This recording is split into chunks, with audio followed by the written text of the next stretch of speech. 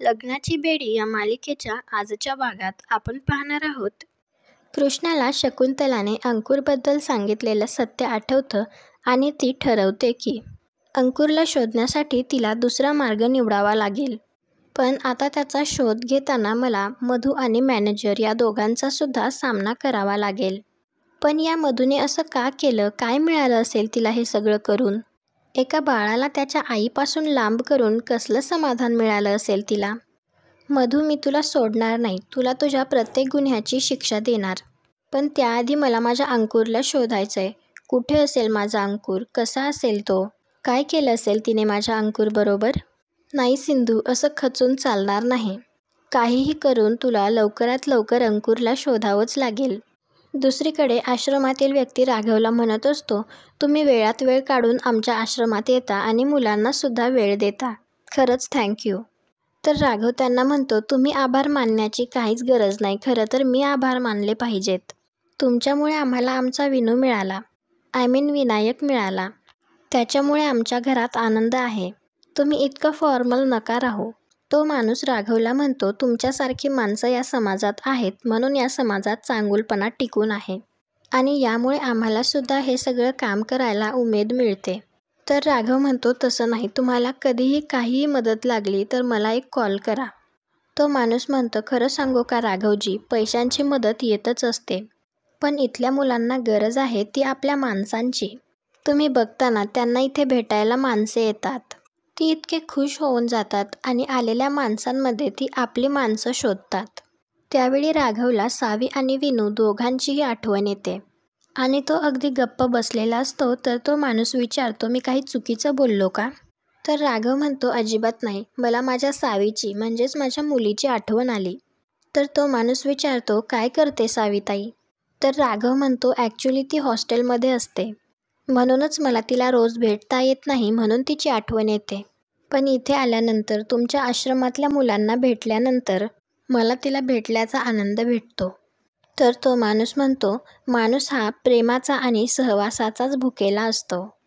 तेवढ्यात तेथे 2-3 लहानशी मुलं येतात आणि ते राघवला म्हणतात, राघव काका, आमच्याबरोबर खेळायला चला ना.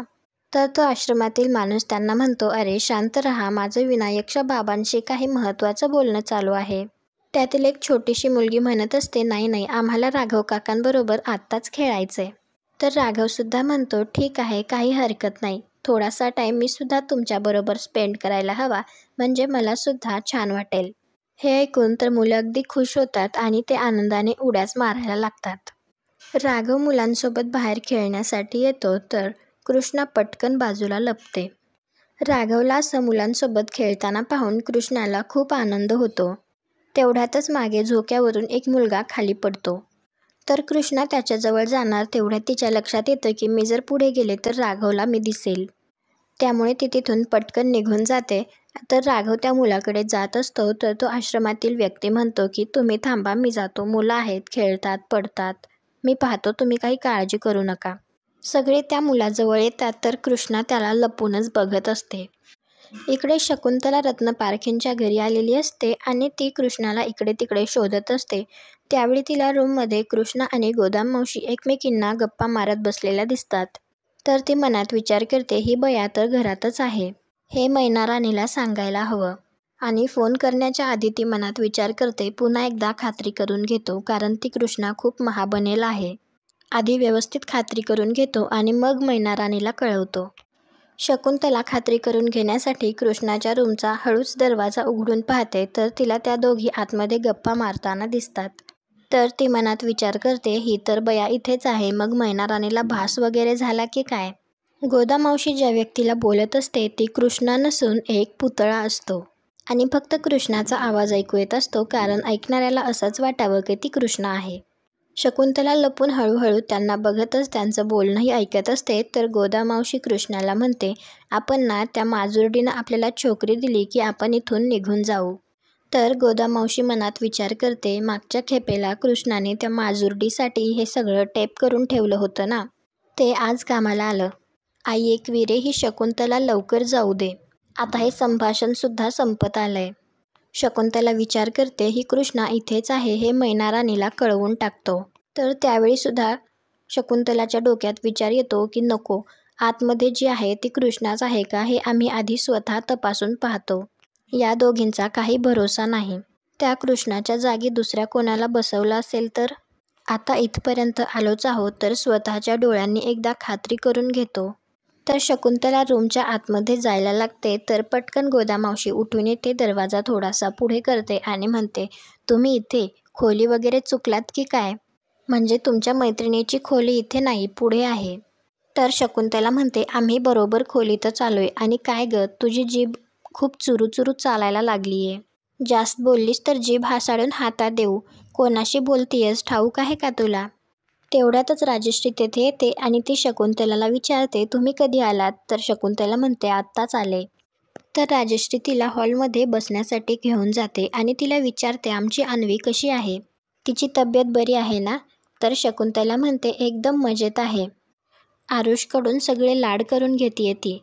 आमचं इथे एक काम होतं म्हणून आलो होतो. तर राजश्री गोदामावशीला म्हणते, सिंधू झोपली आहे ना? तिला बरं वाटतंय का आता? तर शकुंतला लगेच म्हणते, ती तर जागी आहे की.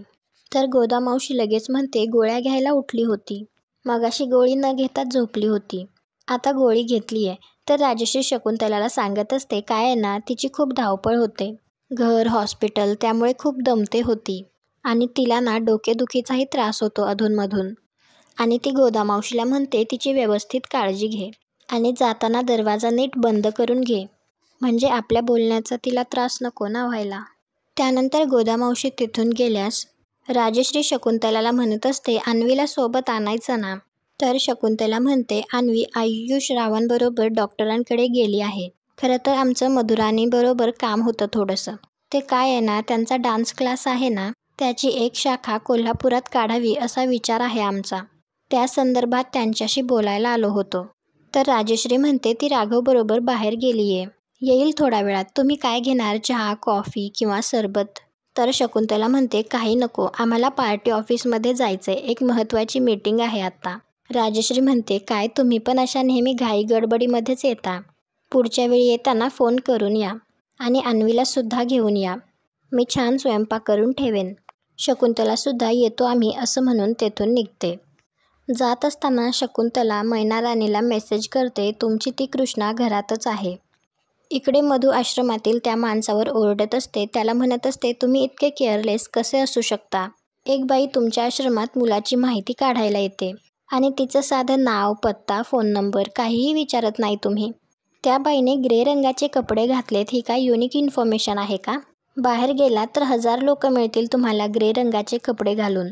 आता त्या बाईला कसं शोधायचं मी? तो माणूस म्हणतो, मॅडम मी आश्रमात एकदा सगळीकडे शोधून येतो. तर मधू त्यांना म्हणते, जा आणि शोधा. आणि ती दाब देऊन म्हणत असते की एकतर मला ती बाई हवी आहे, नाहीतर तिची इन्फॉर्मेशन तरी. आणि तेही ॲज सून ॲज पॉसिबल. आणि तुम्ही जर त्या बाईला लवकरात लवकर शोधलं नाही ना, तर दुसरा जॉब शोधा. तर तो माणूस म्हणतो, सॉरी मॅडम, पण असं नका म्हणू, मी शोधतो. तर तेवढ्यातच राघव तेथे येतो आणि तो विचारतो, काय शोधायचंय? राघवला तेथे पाहून तर त्या दोघांनाही धक्का बसतो. इकडे बाहेर जो मुलगा झोक्यावरून पडलेला असतो तो खूप रडत असतो.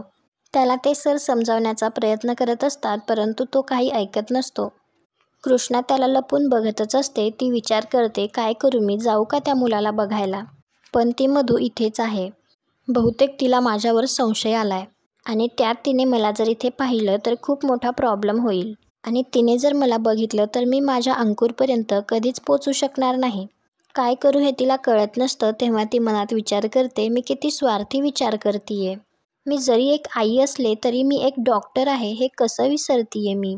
पेशंटला बरं करणं माझं पहिलं कर्तव्य आहे. याच मुलांपैकी एक माझा अंकुरही आहे. जर त्यालाच लागलं असतं तर मी अशी पाहत राहिले असते का?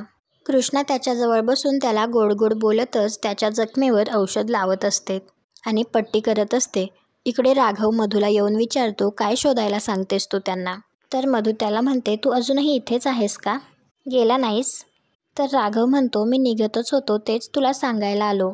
मला ऑफिसला जायला उशीर होतोय, आपल्याला निघावं लागेल. तर मधू म्हणते, हो चल ना निघूया. तर राघव म्हणतो, हो जाऊ, पण तू माझ्या प्रश्नाचं उत्तर तर दे आधी.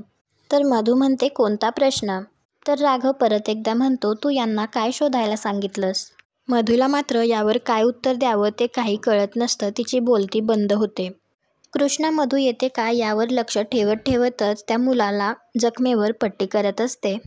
त्यावेळी तिला आठवतं मधूने तिला भिंतीवर खिळा ठोकण्यासाठी दिलेला असतो, कारण मधूला तिथे तिचा, विनूचा आणि राघवचा फोटो लावायचा असतो.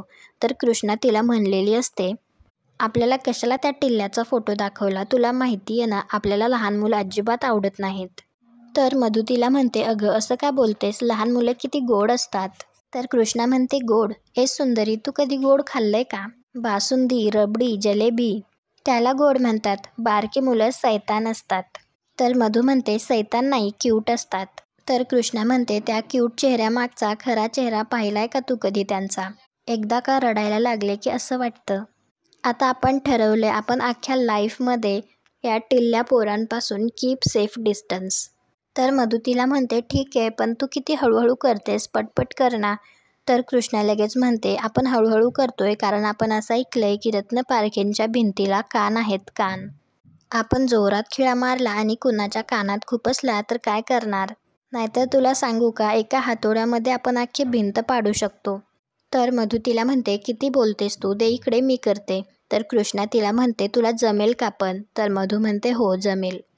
त्यावेळी मधू खिळा ठोकण्यासाठी उभी असते. तर त्यावेळी खिळा ठोकत असताना तिच्या हाताला लागतं आणि त्यातून रक्त येतं.